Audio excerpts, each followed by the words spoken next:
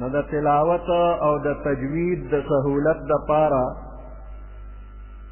د پیدې یو کار دا شوی دی چې مختلف قرآني جملو باندې اشارات لګېدلي دي. هغه اشاراتو نه په اسانه معلومیږي چې په دې دی کې سا اغشتل یعنې وقف کول څنګه دي. دغه اشاراتو ته رموز اوقاف وایي. رموز د رمز جمع ده، اشارې ته وایي. نو رموز اوقاف په مختلفو ځایونو کې د ادرېدلو یعنې د سا اغشتلو اشارات. د دې اشاراتو مقصد دا دی چې یو غیر عربي انسان چې کله تلاوت کوي نو په صحیح مقام باندې به دې وقف وکړي، سا به واخلي، او بې ځایه او نامناسب ځای کې چې سا یې ماتېږي نو دې نه په معنا کې د تبدیلۍ امکانات شته، نو چې د معنی د بدلې او تبدیلۍ نه بچ شي. په دې کې لومړنۍ طا ده. طا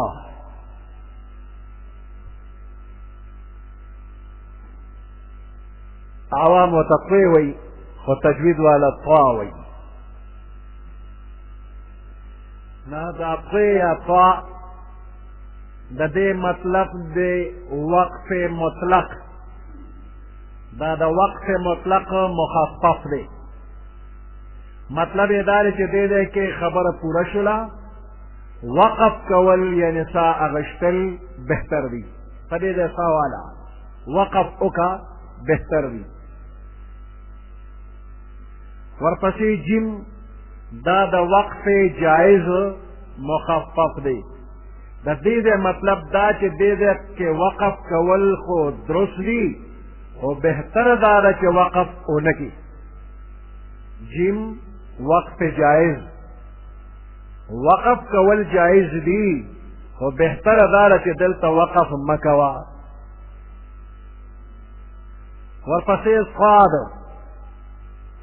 دا وقف مرخص مخفف دی، او د دې مطلب دا دی چې دې ځای کې خبره خو پوره شوې نه ده، خو جمله اوږده ده. دې وجې نه سا اغشتو دپاره وقف کولو دپاره د بل ځای د بل مقام په ځای دلته وقف کول پکار دی. وقف مرخص مطلب دا چې دلته خبره پوره نه ده، خو جمله ډېره اوږده ده. نو شاید چې بل ځای کې ته سا واخلې وقف وکړي، نو دلته کې وقف کول بهتر دی. بل ځای وقف مه کوه، وقف مرخص د صاد سره وقف کول پکار دی. میم دا د وقف لازم مخفف دی، او د دې مطلب دا دی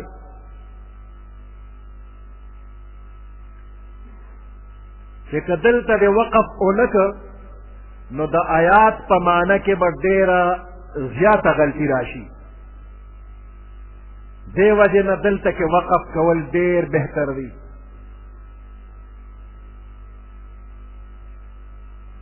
بعض حضرات دې وقف ته وقف واجب وایي،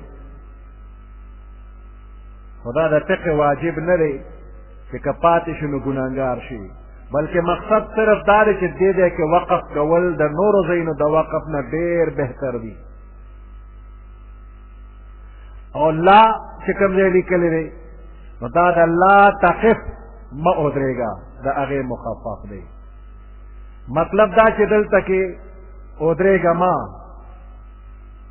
خو د دې دا منشا نه ده چې وقف کول ګنې ناجایز دی، بلکې په دې ځای کې ډېر مقامات داسې دي چې وقف نه کولو کې څه حرج او څه نقصان نشته، او د دې نه پسې چې کوم لفظ راځي د هغې نه ابتدا کول هم جایز وي. نو د دې صحیح مطلب دا دی چې دلته د وقف وکړو نو بهتره دا ده چې دا ټکي دوباره ووایه او بیا مخکې تلاوت کوه.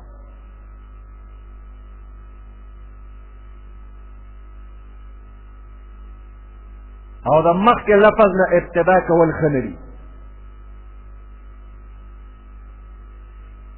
میم او عین دوه حرفه یو ځای لیکلي مع،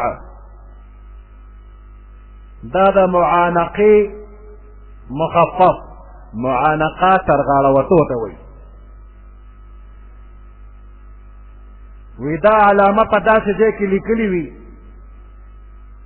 چې د یو آیات دوه تفسیره کول ممکن وي، نو یو تفسیر مطابق به وقف یو ځای کې کې او د دویم تفسیر مطابق به په دویم ځای کې وقف کې.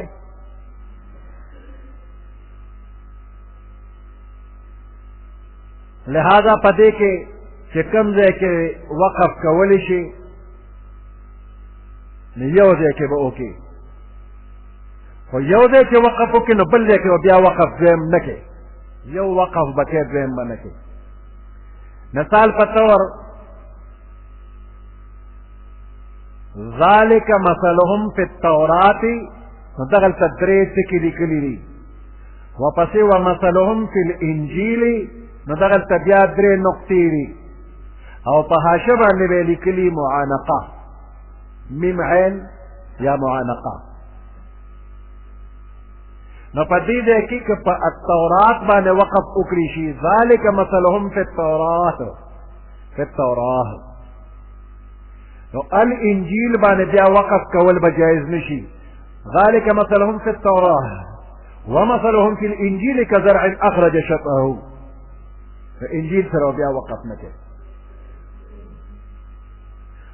او که الانجیل باندې وقف وکړي ذالک مثلهم فی التورات ومثلهم فی الانجیل، نو التورات باندې وقف کول درست نه دي. او که په دواړو ځایونو کې وقف ونه کړي نو دا درست دي، او د دې نوم د مقابله.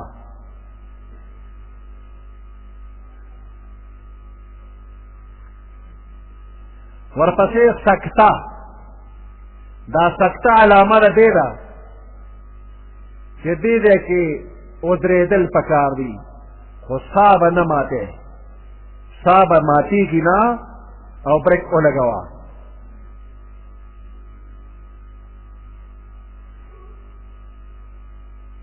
عموما سکته په هغه ځای کې راوړی شي چې کوم ځای کې ملو لوستلو سره معنی کې غلط فهمي راځي.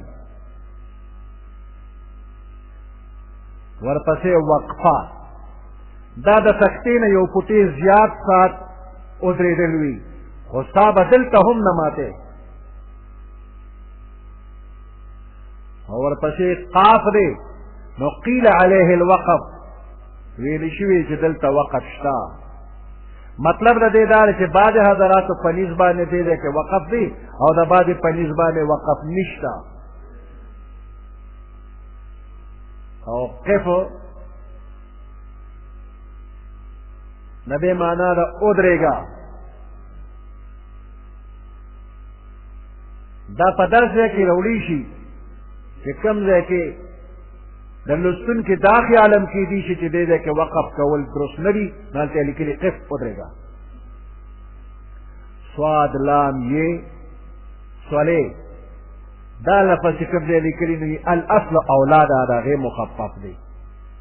د دې مطلب دا چې ملو لوستل بهتر دي، او صاد او لام یو ځای چې لیکلي نو دا د قد یوصل مخفف دی. دې ځای کې بعضې خلک ودرېږي او بعضې ملو لوستل خوښوي. او کله پر یې حاشیه لیکلي وقف النبي صلی الله علیه وسلم، وی دا هغه مقاماتو باندې لیکلي وي چې په کوم ځای کې د روایاتو مطابق پیغمبر علیه السلام تلاوت کولو کې وقف کړي وي، نو دغه ځای ته وقف النبي وي.